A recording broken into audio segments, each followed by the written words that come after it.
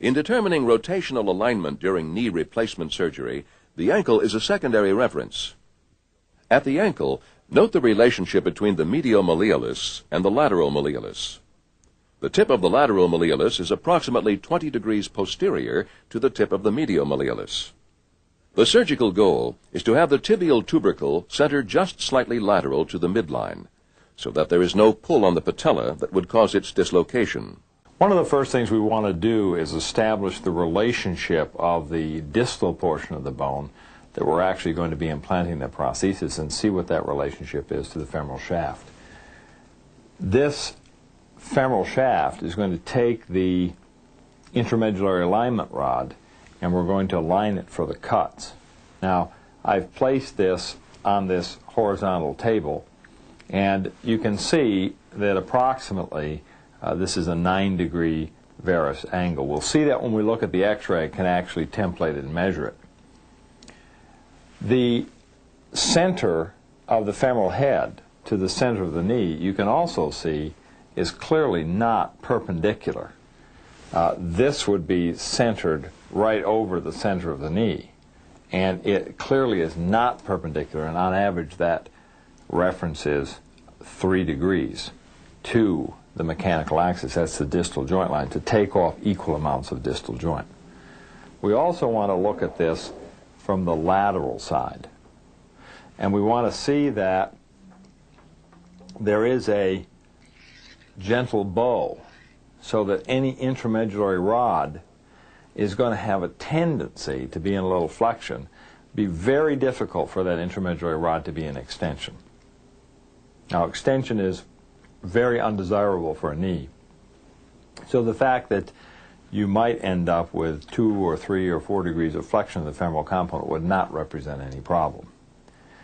What you have to do, though, is to see that the mid portion of this diaphysis points to an area right in here, and that if we go too distal in our central hole for our alignment rod, we are going to accentuate the anterior orientation of the intramedullary rod, and we're going to accentuate flexion. So we want to make sure that we start several millimeters above this point of the intercondylar notch. On this lateral view of the knee, you can see very nicely the lateral hamstrings. There's the biceps tendon coming down to the head of the fibula.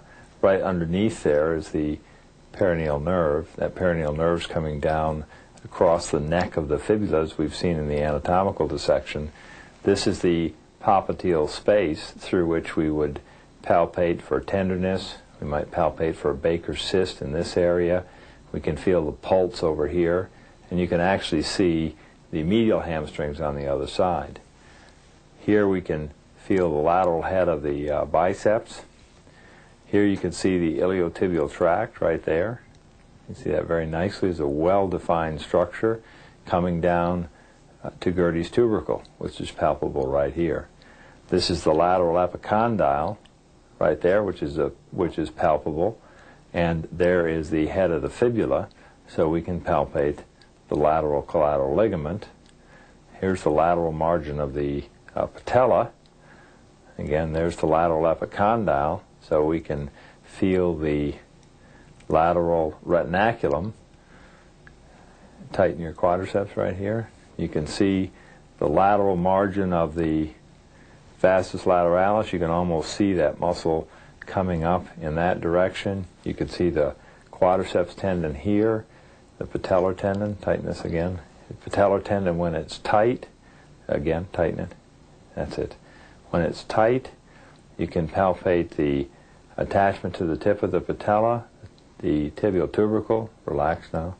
When it's loose, you can palpate the retropatellar tendon bursa, the lateral fat pad. When we come to examine the osteology of the patella, we have to show several specimens, because one of the characteristics of the osteology of the patella is considerable variability.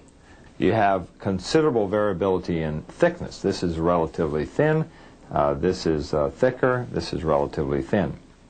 So the central ridge is always towards the medial side, and that's the center that divides the medial articular surface from the lateral articular surface.